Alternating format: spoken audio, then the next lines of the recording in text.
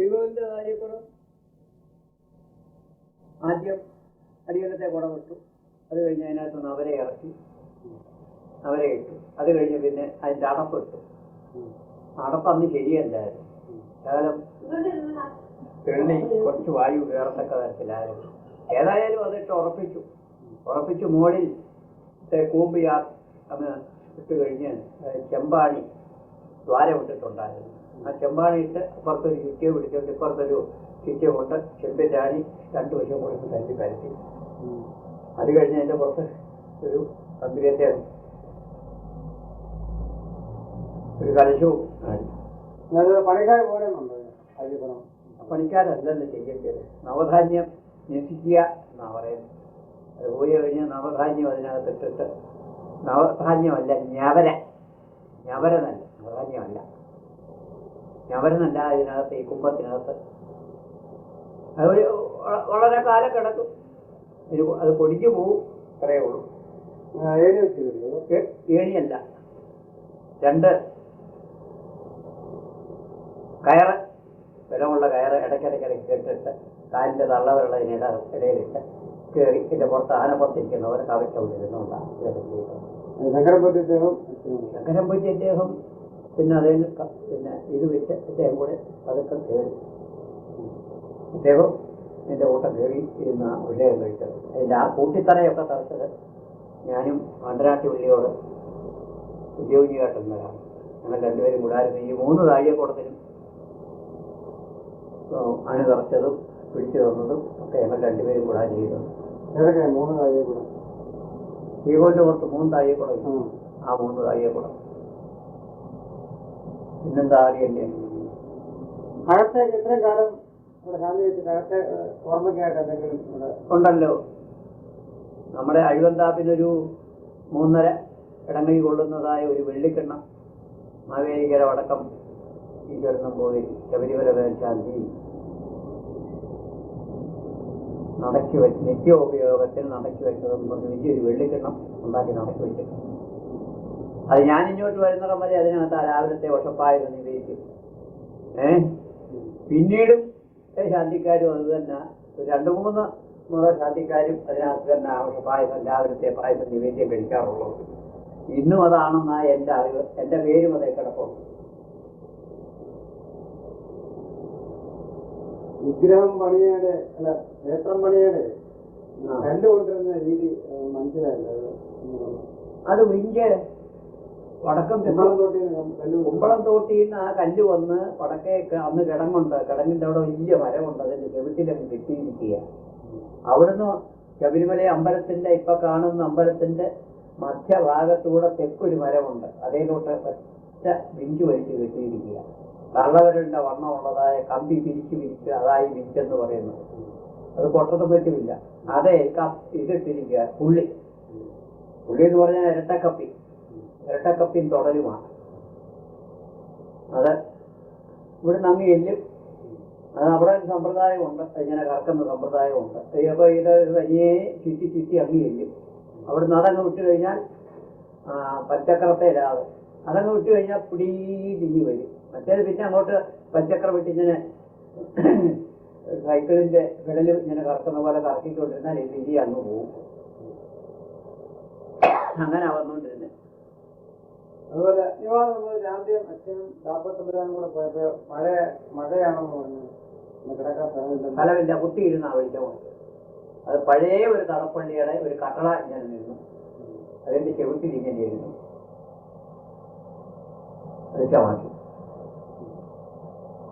ചാറ്റമഴയാ പിന്നീട് മുണ്ടും തലയിലിട്ടുകൊണ്ട് ഇരുന്ന് വെളിച്ചമാക്കുകയായിരുന്നു. ഈ ചാലക്കയം റോഡ് ഏത് കാലത്താണ് വന്നു? ചാലക്കയം റോഡ് ഞാൻ ഇങ്ങോട്ട് ഇറങ്ങാനായ കാലത്ത് ചാലക്കയം റോഡ് അതിലെ ജീപ്പ് വന്നു. അതെ, 1100 മലയാള വർഷം 26, 27, 29 ചാലക്കയം റോഡ് തുടങ്ങി. എന്നുവെച്ചാൽ ബസ്സൊന്നും ആയില്ല, ജീപ്പ് പോയി, അത്രയേ ഉള്ളൂ. പിന്നത്തെ കൊല്ലമായപ്പോൾ പ്രൈവറ്റ് വണ്ടികൾ കുറേശ്ശെ വന്നു. ഇന്നത്തെ കൊല്ലമായപ്പോൾ ട്രാൻസ്പോർട്ട് ബസ്സായി. മലയാള വർഷം 31 ആയപ്പോഴത്തേക്ക് ട്രാൻസ്പോർട്ട് 32 ആയപ്പോഴത്തേക്ക് ട്രാൻസ്പോർട്ട് ബസ് ഒരുമാതിരി ഓടി തുടങ്ങി. പിന്നെന്താ അറിയേണ്ടത്? പിന്നെ മാസപ്പോയിട്ട് പോകുമ്പോഴേ ഈ മണ്ഡല മകരകളൊക്കെ ഒത്തിരി അക്കരകളും അതും ഒക്കെ പ്രധാനം വരുമല്ലോ. ആൾക്കാരുന്ന ആളുകളൊക്കെ കുറിച്ചും ഒത്തിരി വരുമല്ലോ. ഇത് അനവധി ആൾക്കാരുടെ വരുന്നത് എന്നാ കഴിച്ച് തീർക്കുക, എപ്പോഴാ കഴിച്ച് തീർക്കുക എന്ന് പറഞ്ഞപ്പോൾ ഉണ്ടാകാറുണ്ടോ? അതിന് ഈ മാസപ്പോലേക്ക് പോകുന്ന പറഞ്ഞാൽ ചെറിയ കടലാസെ കുറെ ഇങ്ങനെ എഴുതിക്കൊണ്ട് പോകും. 10, 500, 1000 ഒക്കെ കാണും. അതിങ്ങനെ പേരുന്നാളും എഴുതിക്കൊണ്ടുപോകും. ഇതെല്ലാം കൂടെ പേരുന്നാളും പറഞ്ഞ് സഹസ്രാമർത്തനം കഴിക്കും. മാസപ്പോയിക്ക് പോകുമ്പോൾ 5 എഴുതി 5 ഒരു അങ്ങ് കഴിക്കും. ധാരാളം സമയം കിട്ടും. അതെ, അന്ന് ഇവിടുന്ന് 1-ാം തീയതിയുടെ തലേന്ന് അവിടെ അങ്ങോട്ട് ചെന്നാൽ പകലെ 5:30 മണിയാകുമ്പോൾ കുളിച്ചു വന്നു ചങ്ങല വിളക്കും കൊണ്ട് വാചറം പഴയക്കാരും ആരെങ്കിലും മുമ്പേ വരും. കർപ്പൂരം കൊടുത്തുകൊണ്ട് താക്കോലുമായിട്ട് ഞാനും ചെല്ലും. ആ നട തുറന്നു കർപ്പൂര ദീപത്തോടുകൂടി നെയ്വിളക്കത്തോടുകൂടി അകത്ത് ചെന്ന് മുമ്പിൽ കർപ്പൂരം കത്തിച്ച് നട അങ്ങോട്ട് തുറക്കും. അത് കഴിഞ്ഞ് പിന്നെ അങ്ങ് അകത്ത് ചെന്ന് അകത്ത് നട തുറന്ന് എഴുതുമ്പിൽ കർപ്പൂരം കത്തിച്ച് പ്രദക്ഷിണം വെച്ച് നമസ്കരിക്കും. നമസ്കരിച്ചേച്ച് അതെ നമസ്കരിച്ചേച്ച് ശ്രീകോലാണെങ്കിൽ പകുതിക്ക് കിഴക്കുവശം നമസ്കരിക്കാവും. ഞാനൊരു ശ്രീകോലിന്റെ സ്ഥാനമാണ്. മറ്റേത് മുഖമണ്ണ നമസ്കരിക്കുക. അതെ, അത് കഴിഞ്ഞാൽ പിന്നെ അടുത്ത ദിവസത്തെ പൂജയ്ക്ക് വേണ്ടി പൂജാപാത്രങ്ങളൊക്കെ എടുത്ത് വിളി എഴുതുകയായി തുടക്കിയായി. പൂജ നിവേദ്യമൊന്നുമില്ല, ഒന്നുമില്ല. കർപ്പൂരം കത്തിച്ച് ഭഗവാൻ അത്രയുള്ളൂ. നിവേദ്യമൊന്നുമില്ല. അതല്ല. എന്നിട്ട് അതേ നിർമ്മാണമൊക്കെ ഇടത്തേലാക്കി ഇട്ടേക്ക് വിഗ്രഹത്തിൽ ഭസ്മാഭിഷേകം കഴിച്ച് ഒരു രുദ്രാക്ഷമാലയും ചാർത്തി അവിടെ നിർത്തി കർപ്പൂരം കത്തിച്ച് ആ നട അടയ്ക്കാറുള്ളത്. അതെല്ലാം തുടച്ച് ഇഞ്ച പൊട്ടോ വല്ലതും ഇട്ട് വൃത്തിയായിട്ട് വിഗ്രഹം വൃത്തിയാക്കി തുടച്ചിട്ടേക്കും. അഭിഷേകമൊന്നുമില്ല. ദേവസ്വം അധികാരികളൊക്കെ വരുമോ? ചിലരൊക്കെ കാണും. മരാമത്ത് പണി നടന്നുകൊണ്ടിരിക്കുകയല്ലയോ. എന്നിട്ട് അത് കഴിഞ്ഞാൽ ഒരു ത്രിസന്ധ്യ കഴിഞ്ഞാൽ അമ്പലം അടയ്ക്കും. അടച്ചു കഴിഞ്ഞാൽ പിന്നെ വെളുപ്പിനെ 5:30 മണി 6 മണി 5 മുൻപായി നട തുറക്കും. തുറന്ന് കൂട്ടാൻ ഉൾക്കഴവും വെള്ളം കൊണ്ടുതരും. പിന്നെ പൂജയ്ക്ക് കൊണ്ട് എഴുതുകയായി മുറയ്ക്ക് നിത്യപൂജ, അഭിഷേകം, മലർ നിവേദ്യം, പക്ഷ നിവേദ്യം. അത് പക്ഷ നിവേദ്യമേ ഉള്ളൂ. പക്ഷെ പൂജയില്ല. ഇല്ല. പിന്നെ 11 മണിയാകുമ്പോൾ ഉച്ചപൂജയും കഴിക്കും. ഉച്ചപൂജ ഒരു പൂജ ഭംഗിയായിട്ട് കഴിക്കും. ഉച്ചപൂജയ്ക്ക് ശർക്കര പായസം അരവണ. രാവിലെ കൊഷാക്കി എന്താന്ന് ചോദിച്ചില്ലല്ലോ. അവിടെ ഇടിച്ചു പിഴിഞ്ഞ പായസമാണ് രാവിലെ. ഇടിച്ചു പിഴിഞ്ഞ പായസമാണ് ഭഗവാന്. അങ്ങനെ ആ കീഴ്പതിവ്. രാവിലെ ഇടിച്ചു പിഴിഞ്ഞ പായസം, വൈകിട്ട് അപ്പോ പാനകമാണ്. വൈകിട്ട് നിവേദ്യമില്ല, പായസമില്ല. അതെ, പാനകവും അപ്പോ മാത്രം. അതാണ് അപ്പത്തിന് പ്രാധാന്യം വന്നിരിക്കുന്നത്. അതെ അതെ, വൈകിട്ട് പാനകവും ഒപ്പമേ ഉള്ളൂ ഭഗവാൻ. ഉച്ചയ്ക്ക് ഒരു ശർക്കര പായസം, അരവണ പായസം. രാവിലെ ഇടിച്ചു പിഴിഞ്ഞ പായസം. എത്ര മണിക്ക് പറയാം? ഉച്ചയ്ക്ക് 12 മണിയാകുമ്പോൾ അടയ്ക്കും. ഈ സമയത്ത് ഈ നിവേദ്യം കഴിഞ്ഞാല് മാസപ്പോയിട്ട് ആൾക്കാരെന്നുള്ള അഭിഷേകത്തെ കഴിഞ്ഞു. അതൊക്കെ വന്നാലും കഴിച്ചു കൊടുക്കും. ഉച്ചപ്പോയിക്കുള്ള സ്നാനകാലത്തും കഴിച്ചു കൊടുക്കും. അധികം വരാറില്ല. അങ്ങനെ വരികയാണെങ്കിൽ തലേന്ന് വരുമോ അവര്. രാവിലെ കൊണ്ടുവരാൻ പറയും. രാവിലത്തെ അഭിഷേകത്തിന്റെ കൂട്ടത്തിൽ 5-6 അഭിഷേകം കാണും. രാവിലത്തെ അഭിഷേകത്തിന്റെ കൂടെ കഴിക്കും. അത്രയേ ഉള്ളൂ. സാധാരണ മറ്റേ ഇവിടുന്ന് കഴിക്കുന്നത് തന്നെ. അതെ അതെ, പാലും ഒക്കെ ഉണ്ടോ? അപ്പൊ ആരും ഒന്നും കാണുകയില്ല. അന്ന് കാണുകയില്ല. അത് പിന്നെ അവർ ഈ 56 ദിവസം ഈ പരിഹാരക്രിയ അഗ്നി കരിമരുന്നിന് തീ പിടിച്ചിട്ടൊരു അഗ്നിബാധ ഉണ്ടായി. അന്ന് ഒരു പഞ്ചവ്യം വേണം. അതിനായിട്ട് ഒരു പാർട്ടിക്കാരന്റെ കയ്യിൽ നിന്ന് ശബരിമല സത്രത്തിന്റെ അവിടെ നിന്ന് ഒരു പരിവരെയും മേടിച്ചു. രാവിലെയും കൂടെ അയാൾ അവിടെ കൊണ്ടു തന്നു. 125 രൂപയും കൊടുത്തു. അതിനെ അവളെ കറന്നു സ്വാമിക്ക് അഭിഷേകം കഴിക്കും. പഞ്ചവ്യത്തിനുമൊക്കെ എടുക്കും. ഗോമൂത്രവും ചാണകവും ഒക്കെ വേണ്ടയോ, അതിനായിട്ട് പശുവിനെയും കൂട്ടു. അതൊക്കെ കഴിഞ്ഞ് നമ്മുടെ പൂജ കഴിഞ്ഞപ്പോൾ ചെറുവെക്കുന്ന ഈശ്വരദേവൻ ആ പശുവിനെ എനിക്ക് കൊണ്ടുവന്നു. ഒരു വെളുത്ത പശുവിന് അത് കയറി ഇറങ്ങി കരിമല കയറി ഇറങ്ങി അതിനെ എനിക്ക് കൊണ്ടുവന്നു നാട്ടില്. നന്ദിനി എന്ന് അതിന്റെ പേര്, വെളുത്ത പശു.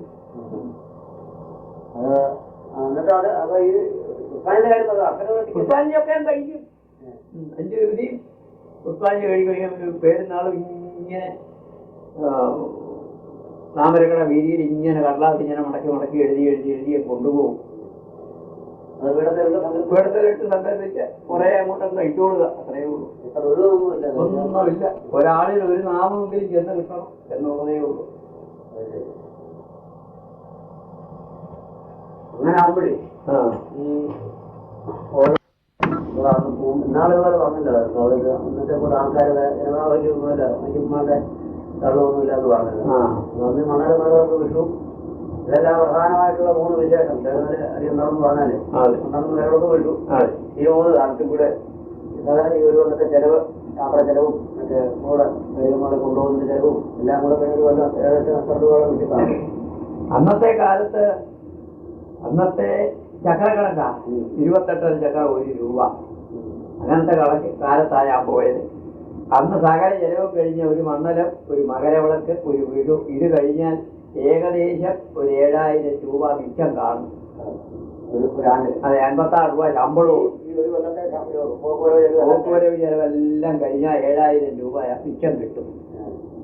അതുകൊണ്ട് അങ്ങനെ 4 കൊല്ലം കഴിച്ചു. 4 കൊല്ലം കഴിച്ചതിനിടയ്ക്ക് എല്ലാം കൂടെ 20-25,000 28,000 വരെ കിട്ടി കാണും.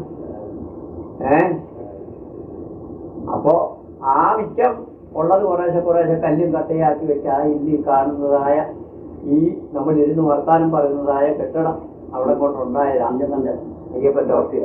അതെ, ഇത് ആ തൊഴുത്ത് ഇതൊക്കെ. പിന്നെ കുടുക്കം ശാന്തി പിരിഞ്ഞു കഴിഞ്ഞപ്പോൾ മിച്ചം ഉണ്ടെന്ന് പറയാൻ 5,500 രൂപ, 5,750 രൂപ മിച്ചം ഉണ്ടായിരുന്നു. അത് ഉൾത്തറ വസ്തു ഒഴിപ്പിക്കാൻ വലിയപ്പനും അച്ഛനും ഒറ്റപ്പനും ചേട്ടന്മാരും കൂടെ പറഞ്ഞിട്ട് അതിനങ്ങോട്ട് കൊടുത്തു. മുഖ്യപ്രാന്റെ കയ്യിൽ ഒഴുക്കി പോയിരിക്കുകയായിരുന്നു. അങ്ങനെ 5,500 രൂപ ഉൾത്തറ വസ്തു ഒഴിപ്പിക്കുന്നതും അവിടുത്തെ വിലപടിക്കും ഒക്കെ ആയിട്ട് അങ്ങോട്ട് കൊടുത്തു. മണ്ണാടന്മാരുടെ കരിയർമളെ കൊണ്ടുപോകുന്നു പറഞ്ഞിട്ടല്ലോ. കൊണ്ടുപോകുന്നു പറഞ്ഞിട്ട് അപ്പൊ കൊണ്ടുപോകുന്ന കേട്ടിട്ടുണ്ട് ഇങ്ങനെ. കൊണ്ടുപോകും. അപ്പൊ എത്ര പേരെ കൊണ്ടുപോകുന്നു? അണലക്കാട് കേശവന്, കുട്ടന്, പെരിയോ കല്ലമ്പള്ളി കുട്ടന്, പറമ്പൂരെ തുപ്പന്, അരിയാക്കീഴ് പരമേശ്വരൻ ചേട്ടന്, കേശവനമ്മാവന്, കുട്ടബാജ. ഞങ്ങള് 8 പേര് 7-8 പേര് കാണും. 8 പേരെ വന്നു കഴിഞ്ഞാൽ അവർക്ക് എല്ലാം കൊടുത്ത് ജോലി കാണുകയും മണ്ണല ഏകദേശം ഒരു 20-ാം തീയതി ആയ ഉച്ച 20-ാം തീയതി ആയെങ്കിലേ കുറേശ്ശെ ആള് കാണും. അത്രേ ഉള്ളൂ. അല്ലല്ല, അവർക്ക് അവിടെ വന്നേക്കാൻ പറയും. വണ്ടിക്കൂലി കൊടുത്തേക്കും, അവരൊക്കെ വരാൻ പറയും. 2-3 പേര് കൂടെ വരും. പിന്നെ ഇപ്പൊ അവിടെ നമ്മളുടെ അതിനൊരു ഗോപാലന്, അവനും നമ്മുടെ കൂട്ടത്തിൽ വരും. മണ്ണല മുഴുവൻ എന്റെ കൂടെ താമസിച്ചതാണ്.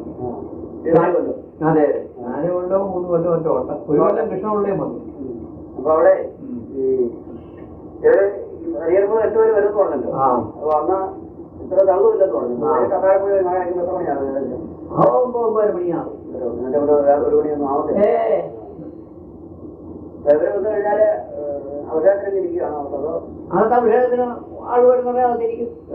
ഞാൻ രാവിലെ അടുത്ത അഭിഷേകവും വ്യൂഹവും പൂജയുടെ ഒക്കെ കഴിഞ്ഞാൽ 5 വൈശാഖിയുടെ കട്ടിലിൽ വന്നിരിക്കുകയുള്ളൂ. പിന്നെ വിശേഷ ആളുകൾ വരികയാണെങ്കിൽ അങ്ങോട്ട് പോകും. മറ്റേത് ഇവിടുത്തെ പ്രസാദം കൊടുത്തോണ്ടിരിക്കുകയുള്ളൂ. മേശാന്തിയുടെ കട്ടിൽ എന്തെങ്കിലും വിശേഷമുണ്ടോ? മേശാന്തിയുടെ കട്ടിൽ മേശാന്തിയെ ഇരിക്കാറുള്ളൂ, വേറെ ആരും ഇരിക്കത്തില്ല. അഥവാ ഇരിക്കുകയാണെങ്കിൽ തന്നെ മുൻ മേശാന്തിമാര് വന്നാൽ അവർക്ക് അതിൽ ഇരിക്കാം, തന്ത്രി ഇരിക്കാം, അറിയാതെ ഇരിക്കുക പതിവില്ല. അതിന് എത്രയോ ശാന്തിക്കാര് മേശാന്തി എന്ന് പറഞ്ഞാൽ ശബരിമല മേശാന്തി എന്ന് പറഞ്ഞാൽ അയ്യപ്പന്റെ പ്രതിനിധിയായിട്ടാ അവിടെ ഇരിക്കുന്നത്. അതെ, ആ കട്ടിൽ വിഷയുടെ ഒരു ശക്തി തന്നെ ഉണ്ട്. അതറിയാൻ പാടില്ല. ഞാന് മുൻപിരുന്ന രാമേന്ദ്രൻ പോറ്റിയുടെ അച്ഛൻ വാസുപോറ്റിരുന്ന കട്ടിൽ തന്നെ അവിടെ മുതലേ നമുക്ക് ഓർമ്മയുള്ളൂ. വാസുപോറ്റി, രാമേന്ദ്രൻ പോറ്റി, കിടക്കുന്നതല്ല ആ കട്ടിൽ തന്നെ. കുട്ടമണി അദ്ദേഹം, കൃഷ്ണൻ നമ്പൂരി, അവരൊക്കെ അതേ തന്നെ കഴിഞ്ഞിട്ടുള്ളത്. ആ കട്ടിൽ തന്നെ ആയിരുന്നു എനിക്ക് കിടക്കാനൊക്കെ എല്ലാം അത് തന്നെ. അവിടുന്ന് മാറാനൊക്കെ ആ സ്ഥാനവും മാറ്റമില്ല. അവിടെ ഇരുന്നോളുക. അതെ അവിടെ കിടന്നോളുക. അതെ, ആരും കഴിഞ്ഞാൽ തിരിയുള്ളത് കിടന്നുകൊടുക്കാം. ഇതേപോലെ അപ്പൊ അത് അവർക്ക് ഈ കൂടുതൽ ആളുകൾ കൊണ്ടുവന്നേ ആറാട്ടിന് വേണ്ടി തന്നെ മേലാനാണ് ചെലവ്. അതെ അതെ അതെ. അരി അവിടെ വരും. ഉപ്പോ മുളകോ പിന്നെ പലചരക്കോ കാൽപ്പൊടിയോ പഞ്ചാരിയോ ഒക്കെ നമ്മൾ കൊണ്ടുപോകും. അരി അവിടെ വരും. അയ്യന്മാരോട് ഓഹോ അത് എടുക്കാമോ? ഓഹോ അത്ര വലിയ ഭക്ഷണമൊന്നുമില്ല. ഒന്നുമില്ല. അല്ല, നമുക്ക് ഇത് തരികയുള്ളത്. അതുകൊണ്ട് അവസാനം കൊണ്ടുവരാമോ? ഇല്ല ഇല്ല, ഞാൻ അരി കൊണ്ടുവന്നിട്ടേ ഇല്ല. ആ അരി മുഴുവൻ അവിടെ തന്നെ ചെലവ് ചെയ്യുകയുള്ളൂ. ഒന്നാമത്തെ ഓണം നമ്മുടെ കണക്കാ അന്ന്. ഈ അവിടെ ഉണ്ടായിരുന്ന ആദ്യത്തെ ഓണം ചിങ്ങമാസത്തിലെ ആദ്യത്തെ ഉത്തിരാട ഓണം. അതെ, എല്ലാം കൂടെ അതങ്ങ് വെക്കും. രണ്ടാം ഓണം ചെല്ലപ്പനാശാരിയുടെ വകയാ. അങ്ങനെ രണ്ടോണം ചങ്ങനാശ്ശേരി അയാളവിടുത്തെ വെള്ളി കമ്പി, പിന്നെ സ്വർണ്ണ രൂപം, വെള്ളി രൂപം, ഇതൊക്കെ വ്യാപാരമാണ്. നേർച്ച സാധനങ്ങൾ, വെള്ളി, ചെമ്പ്, സ്വർണം, ഇതൊക്കെ വരും. അയാളുടെ കണക്കാണ്. ഞാൻ എന്റെ നാല് കൊല്ലമില്ല, 3 കൊല്ലവും. അതെ, പ്രതിഷ്ഠ കഴിഞ്ഞ് 3 കൊല്ലം ഞാൻ കഴിച്ചല്ലോ. ഈ 3 കൊല്ലവും ഉത്രാടവും, ഒന്നാം ഓണം മേശാചാര്യ കണക്ക്, രണ്ടാം ഓണം ചെല്ലപ്പനാശാരിയുടെ കണക്ക്, മൂന്നാം ഓണം ഒന്നും ഇല്ലായിരുന്നു. രണ്ടാം ഓണത്തിന് ആളുള്ളായിരുന്നു. അത്രയേ ഉള്ളൂ. അതെന്തോന്നാ ഇന്നത്തെ കൊണ്ട് വിഷുവിന് ആള് ധാരാളമുണ്ട്. തലേന്ന് വന്ന് കിടക്കും. ഒരു മോതിരമോ പിന്നെ ലാക്കറ്റോ തരും. അപ്പോഴേ അതേ ഒരു പേരെഴുതി ഒരു കടലാസ് കെട്ടി അങ്ങിടും. ഒരു നമ്പർ വകയിലിടും. ആ നമ്പർ അവരുടെ കൈ കൊടുക്കും. ആ നമ്പർ നമ്മളും സൂക്ഷിക്കും. എന്നിട്ട് ഈ പറഞ്ഞ വെള്ളിക്കിണ്ണം ഉണ്ടല്ലോ, ഈ വെള്ളിക്കിണ്ണത്തിനകത്ത് അത് വെക്കും. ഇത് കൊണ്ടുവന്ന് വീടത്തെ തൊടിയിച്ച് ഇവന്റെ വീടത്തെ ചേർത്തങ്ങ് വെച്ച് അവർ വന്നാൽ രാവിലെ കണി നട തുറന്നു കഴിഞ്ഞ് കർപ്പൂരം കത്തിച്ച് കഴിഞ്ഞാൽ വിളക്കൊക്കെ ഇട്ട് ഭംഗിയാക്കി വെച്ച് ഈ തട്ടവും എടുത്തുകൊണ്ട് കട്ടിലേ വന്നിരിക്കും. അവർ വന്ന് നമുക്ക് കൈനീട്ടം തരും. നമ്മളിത് അങ്ങോട്ട് അയ്യപ്പന്റെ ലോകാലമായിട്ട് കൈനീട്ടമായിട്ട് അങ്ങോട്ട് കൊടുക്കും. നമുക്ക് ലക്ഷണം തന്ന് അവർ വാങ്ങിച്ചോട്ട് പോകും. എല്ലാ ആൾക്കാരും കൊടുക്കണം. ജീവനക്കാർക്കൊക്കെ നമ്മൾ കൈനീട്ടം കൊടുക്കണം. ആണോ ആദ്യം കൊടുക്കുന്നതോ? എന്നൊന്നും നിർബന്ധമൊന്നുമില്ല. എല്ലാവർക്കും കൊടുത്തിരിക്കണം കൈനീട്ടം. സകലർക്കും കൊടുക്കണം. കിടങ്ങിനകത്ത് ആരൊക്കെ ഉണ്ടോ അവർക്കൊക്കെ കൈനീട്ടം കൊടുക്കണം. അമ്മേശാചിയുടെ ചുമതലയാണ്. അല്ല, ക്ഷേത്ര ജീവനക്കാർക്ക്, ക്ഷേത്ര ജീവനക്കാര്, മരാമത്തുകാര്, പോലീസുകാര് ഒക്കെ കൊടുക്കണം. അപ്പൊ ഒരു ചക്രമായാലും കൊടുത്തിരിക്കണം. ഇപ്പോഴും ആ കുഴപ്പമൊന്നും തോന്നുന്നു. കാരണം ഞങ്ങൾ പറയുമ്പോൾ ഞങ്ങൾക്ക് മേലാണ്ടി ആരാധനയാണ് മിഷറിയായിട്ടാണ് തോന്നുന്നു. എന്നാണോ ആരാധന ഞാനും അപ്പനും കൂടെ പോയത്. അച്ഛൻ ഇറങ്ങി കഴിഞ്ഞു പിന്നെ ആരായിരുന്നു? ഞാൻ പാലപ്പള്ളി നാരായണൻ, പാലപ്പള്ളി വഴിയോട്, ചെങ്ങുന്ന വഴിയോട് നാരായണൻ, കൃഷിച്ചാറ്റ് വഴിയോട്, കൃഷിച്ചാറ്റ് അമ്പലത്തിന്റെ തെക്കേ പുറത്താണ്. അതേപോലെ 3 കൊല്ലം കഴിച്ചോ? 1 കൊല്ലം കൊണ്ട് അദ്ദേഹം 1 കൊല്ലമേ കഴിച്ചോളാം. അത്രേ ഓർമ്മയുള്ളൂ. അത് കഴിഞ്ഞ് 130 ഞാൻ ഇവിടുന്ന് അങ്ങ് വിമോചനാനന്ദ സ്വാമി എന്നും പറഞ്ഞൊരാളുണ്ട്. അദ്ദേഹം ഞങ്ങളെ അതുപോലൊരു പ്രതിഷ്ഠ വേണമെന്നും പറഞ്ഞ് നേരെ ഇവിടുന്ന് അങ്ങ് ഹരിദ്വാരത്തിന് കൊണ്ടുപോയി. ഞാനും എനിക്ക് മുൻവരുന്ന അപ്പിളി കൃഷ്ണൻ നമ്പൂരിയും കൂടെ ആയിരുന്നു. ഞങ്ങൾ 2 പേരും വേറെ 4 ബ്രാഹ്മണരും ഉണ്ട്. പഞ്ചവാദ്യം, പാണ്ഡിവാദ്യം, പിന്നെ എല്ലാം കേരളത്തിൽ നിന്ന് പോവുക. ഒരു ബോഗി മുഴുവൻ അദ്ദേഹം ഇങ്ങെടുത്തു. ഞങ്ങളെല്ലാം അദ്ദേഹം ഫ്രീ ആയിട്ടാണ് കൊണ്ടുപോയത്.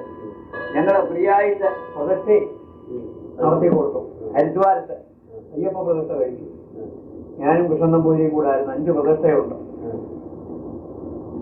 അത് ഞങ്ങൾ ജന്യത്തല സിദ്ധന് വന്ന ഞങ്ങളുടെ കൂട്ടത്തിൽ ഹരിദ്വാരത്ത് പരിചയമുണ്ട്. ഞാൻ ശബരിമല ശാന്തിക്കാലത്ത് തന്നെ സിദ്ധനെ അന്ന് വണ്ടിപ്പെരിയാറ്റിൽ ഒരു ഹോട്ടലിൽ നിൽക്കുക. അന്ന് അയാൾക്ക് സിദ്ധിയൊന്നുമില്ല. മാധവ പണിക്കർ എന്ന അയാളുടെ പേര്. പുത്തലത്ത് നേരെ തെക്കേതിരിയാണ്. അയാള് അതിന് മുൻപ് അയാൾക്ക് പച്ചമരുന്ന് കടയായിരുന്നു മാവേലിക്ക് പടിഞ്ഞാറയുടെ കച്ചവടമായിട്ടിരുന്നു അതോണിക്ക്. അവിടെ വന്നു, ഇയാൾ അവിടെ പണിക്കൊക്കെ പോയി, അവിടെ സിദ്ധിയായി. ഒടുക്കം അദ്ദേഹവും വന്നിരുന്നു. ഞങ്ങൾ നിങ്ങൾ വലിയ പരിചയമാണ്, വലിയ സ്നേഹവും. ഓ അദ്ദേഹത്തിന് ജാതന ഉപാസന കൊണ്ട് നമുക്ക് കാണിച്ചു തന്നിട്ട് ഓഹോ ധാരാളം കണ്ടിട്ടുണ്ട്. ഓഹോ വണ്ടിയെ വെച്ച് തന്നെ വിന്ധ്യാപർവ്വതത്തിൽ ഇങ്ങനെ വണ്ടി ഓടിക്കൊണ്ടിരിക്കുന്ന ഹരിപ്പാട്ടുകാരൊരു റിട്ടയർഡ് സ്വീകരിക്കാനുണ്ടായിരുന്നു. അയാൾ ഞാനും കൂടെ ചമതയാണെന്നും കാഞ്ഞരമാണെന്നും പറഞ്ഞ് ഒരു ശരിക്ക് തർക്കം പറഞ്ഞു. വണ്ടി വളരെ പതുക്കെ പോയി 3 മൈൽ സ്പീഡിൽ പോവുക. 3 മൈല് അത്രയ്ക്ക് പതുക്കെ അവിടെ വണ്ടി പാളം നന്നാക്കിക്കൊണ്ടിരിക്കുക. അന്നേരം നമ്മൾ ചമത ധാരാളം കണ്ടിട്ടുള്ളൂ, പ്രാചീന ചമത നമ്മൾ ചമത ഇട്ടുകൊണ്ടിരുന്നത്. അപ്പോ ഇങ്ങനെ പോയിക്കൊണ്ടിരുന്ന കൂട്ടത്തിൽ ഇവിടെ പണ്ട് ടീച്ചർമാർ തപസ് ചെയ്താലും ആ ഗർഭയും ചമതയും ഒക്കെ ധാരാളം ഉണ്ടെന്ന് ഞാനൊന്ന് പറഞ്ഞുപോയി. അത് ഈ സ്വീകാരിക്കാർക്കത്ര പിടിക്കില്ല. ഓ അത് കാഞ്ഞരമാണ്, ചമതയും വെച്ചും അല്ലാന്ന് പറഞ്ഞു. ഞാൻ പറഞ്ഞത് അത് ചമതയാ അല്ലാന്ന് ഇയാൾ തർക്കിച്ചു. ഉടനെ ഹിത്തൻ എൻ്റെ അടുക്കലിരിക്കുക. ഹിത്തൻ പറഞ്ഞു, നിങ്ങൾ രണ്ടും കൂടെ വഴക്ക് കൂടണ്ട, എന്താണെന്ന് വെച്ചാൽ നമുക്കിപ്പോൾ അത് എടുപ്പിക്കാം, അത് കാണിച്ചു തരാം എന്നങ്ങ് പറഞ്ഞു. മാത്ര കഴിഞ്ഞ ഉടനെ ഒരു മരത്തിന്റെ ചെവിട്ടി കിടന്ന് എന്തോന്നോ ഒരു രൂപം, ഒരു കറുത്ത ഒരു 5 അടി പൊക്കമുള്ള ഒരു രൂപം ഈ തൂപ്പയിലിട്ട് പിടിക്കുന്ന ഞാൻ കണ്ടു. പറയുന്നതിന് മുമ്പ് ഇത് ഒരു തെരയോ പിടിച്ച് ഞങ്ങളുടെ മേത്തോട്ടം കയറി വണ്ടിക്കകത്തോട്ടം. അതെ, വണ്ടി പതുക്കെയാ പോകുന്നത്. ഒരു ചാര നിറത്തിലൊരു രൂപം, അതെ എനിക്ക് കാണാനുണ്ടോ. അപ്പൊ ചമതലയായിരുന്നു, ചെറുതാ, ഉഷ്ണഭൂമിയാ. അപ്പം നമ്മുടെ കേരളത്തിൽ വളരുന്ന പോലെ വലിയ വട്ട ഇലയാവുകയില്ല, ചെറിയ ഇലയാ. സ്വീകരിക്കാരുടെ തലയൊക്കെ കാണാൻ നേരം തിരുവേനി പറഞ്ഞതാ ശരിയെന്ന്. അങ്ങനെ ശാസ്ത്രനെ കൊണ്ട് ചമത ഒളിപ്പിച്ച് ഞങ്ങളുടെ മുമ്പിലിട്ടു. നല്ല ഹരിദ്വാരം കഴിഞ്ഞ തിരികെ ഞങ്ങൾ ആലുവ സ്റ്റേഷൻ വരെ ഞങ്ങൾ ഒന്നിച്ച് ഒരേ സീറ്റയിൽ അങ്ങോട്ടും ഇങ്ങോട്ടും തള്ളിയായിരുന്നു. ആലുവല്ല, ഞാൻ സ്റ്റാർട്ട് ചെയ്തിരിക്കുന്നത് വണ്ടിയെ. അതെ, അന്ന് ഹരിദ്വാരം പ്രതിഷ്ഠ കഴിഞ്ഞു. 4 ദിവസം അവിടെ താമസിച്ച് 4-ാം കഴിഞ്ഞവും കഴിഞ്ഞ് അവിടുന്ന് ഋഷികേശം കാണാൻ പോയി. ഋഷികേശം അവിടുന്ന് ലക്ഷണം ഇവിടെ ഇങ്ങനെ അങ്ങോട്ട് തൂണില്ലാത്ത ഈ പുനലൂരെ പോലെ കരയിക്കാൻ നോക്കുവാൻ വലിയ കുഴിയാടില്ലേ, അവിടെയൊക്കെ പോയി. പിന്നെ അങ്ങോട്ട് പോകാവുന്ന ജനങ്ങൾക്കൊക്കെ ആശയമുണ്ട്. നമ്മളങ്ങോട്ട് പോയാൽ നമുക്ക് യാതൊരു ഭാഷ പോലും അറിയാൻ വയ്യ. അന്ന് ശിവാനന്ദ സരസ്വതി കൊണ്ടായിരുന്നു ആശ്രമത്തിൽ. അദ്ദേഹമാണ് ഞങ്ങൾക്ക് 80 പേർക്ക് ഭക്ഷണം തന്നു. ഞങ്ങൾ 80 പേരുണ്ടായിരുന്നു. ഋഷികേശം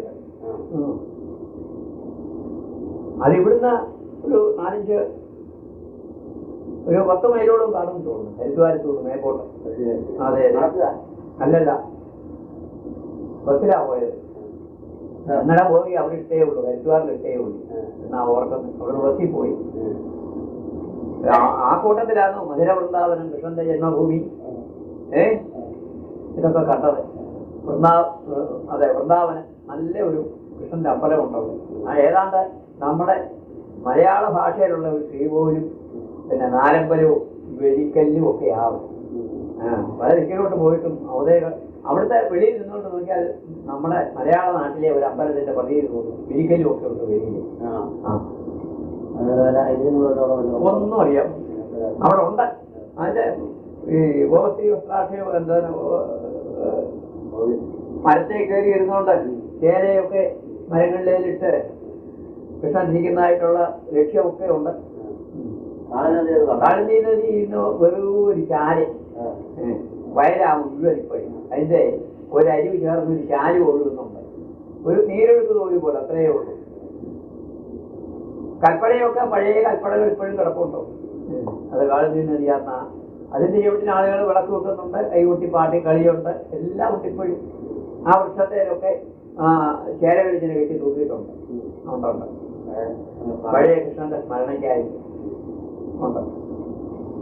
പിന്നെ അങ്ങ് പോകുന്ന വഴിക്കാണ് മാന്, മുയല്, ഈ കാട്ടി ജന്തുക്കളെല്ലാം വഴി വന്നിങ്ങനെ ചുമ്മാതെ നിൽക്കുന്നു. ആരും ഒരു മയിലെ എങ്ങോട്ട് പോകുന്ന വഴിക്ക് വൃന്ദാവനത്തിലോട്ട്, മധുരയിൽ നിന്ന് വൃന്ദാവനത്തിലോട്ട് പോകുന്ന വഴിക്ക്.